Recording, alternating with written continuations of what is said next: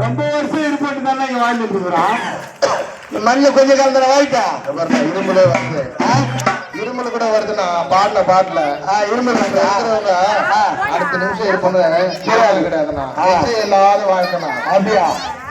நான் என்ன சொல்லுகிறேன்னா, இங்க பிறந்துட்டுமே தெரியாம 3 வருஷம் இங்க இருப்ப போடுறீங்க. 200 வருஷம் இருந்துச்சுன்னா உன் பிள்ளைங்க பேர பிள்ளைங்கள எங்க இருக்கிறது அப்படி சொல்லிட்டியா? அப்ப கொஞ்ச காலம் தான். கொஞ்ச காலம் தான். வந்துக்கிறாரு.